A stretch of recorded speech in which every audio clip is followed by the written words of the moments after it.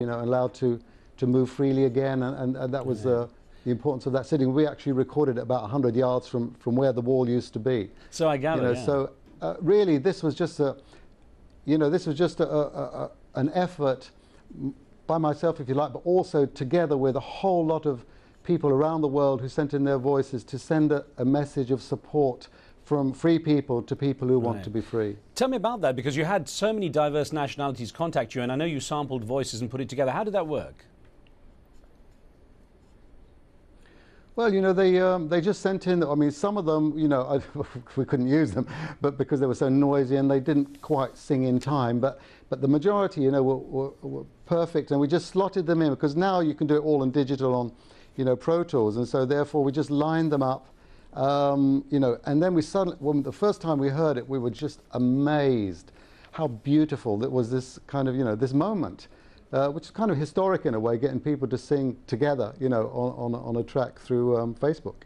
Now, so social networking, which has obviously been the trigger for political and social change in the Arab world, and is continuing to be that trigger, also played a part in your song. And I wonder how you regard the way that social networking has developed as a power for change.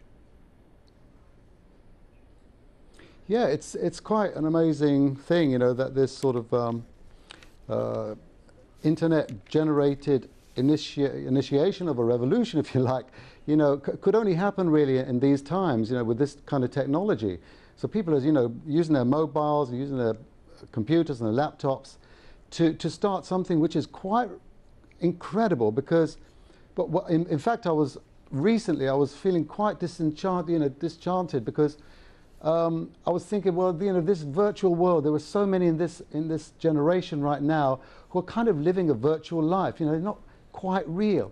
And I thought, I felt a bit sad, because I was thinking about the day of the 60s and how vibrant it all was, when it was all on vinyl and everything. And you could buy actual records, they weren't just things which came on your laptop, So, but then this thing happened, and so it shows you the incredible power the internet can be, when it's used correctly for ideals. Do you think the Arab world is open to the idea of this kind of unity through music? And of course, music has been such a powerful factor in so much in the past, in revolutions and so on. Is the Arab world ready for this kind of getting together under a song kind of attitude, or are they still too preoccupied with the politics of what's going on? I think everybody's always got a bit of a time for a song, and looking back, if you look at the civil rights movement, the era that I grew up in, that was an amazingly powerful instrument for the change and the wind of change which happened, which blew through that time.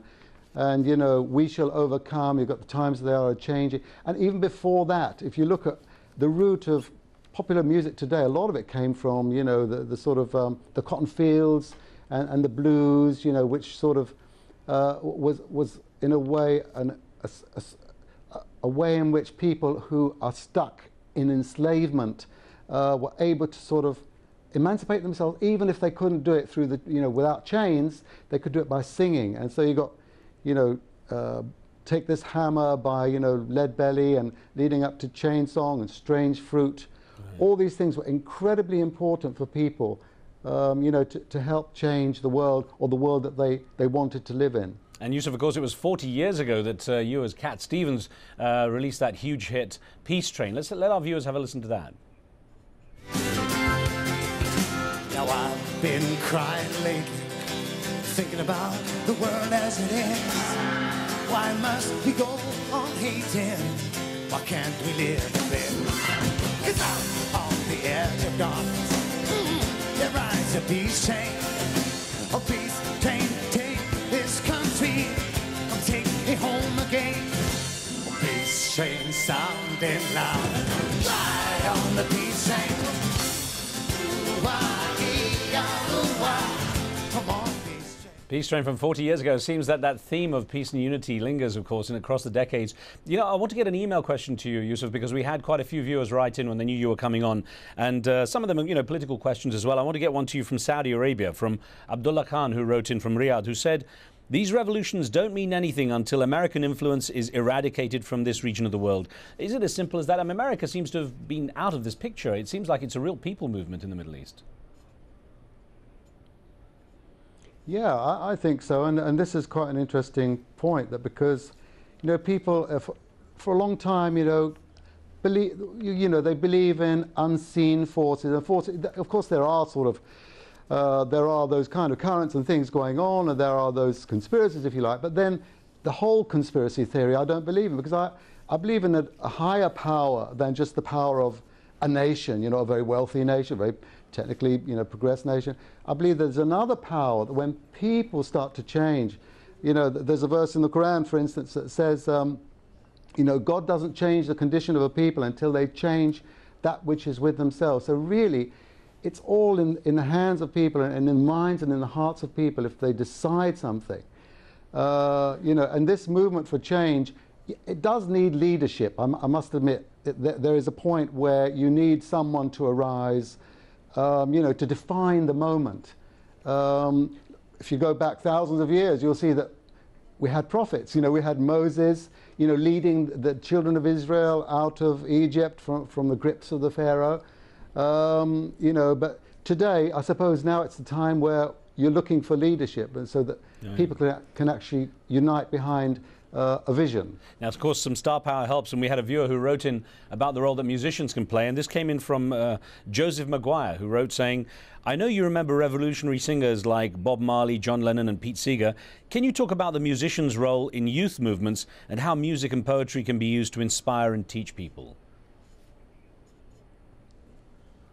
Yeah, well, they're very good examples. You know, Bob Marley, you know, he was a real believer and a real activist, you may say, a musical activist, who inspired a lot of people, and the Jamaicans, particularly the reggae movement and Rastafarian, you know, faith. John Lennon, of course, had an amazing impact, if you think about it, and of course he wasn't well loved also by Nixon at that point, at that time, you know, when he was kind of speaking out against the war in Vietnam. They didn't want him in America, and so he went through his own kind of personal problem. If you go back to Charlie Chaplin, he had the same problem. He was kind of branded a socialist for speaking up about people's rights, you know. So it's a whole lot of very important people who have influenced and continue to send their reverberation through to this time. Now, one of the things you faced, Yusuf, is the negativity about Islam, especially in the post 9/11 era, once you'd converted to Islam as well. I guess those early years it wasn't such a problem, but certainly post 2001 it was an issue. And I wonder how hard it's been to get people to understand the positive role of religion and the positive part that Islam plays in peace when there's so much negativity about.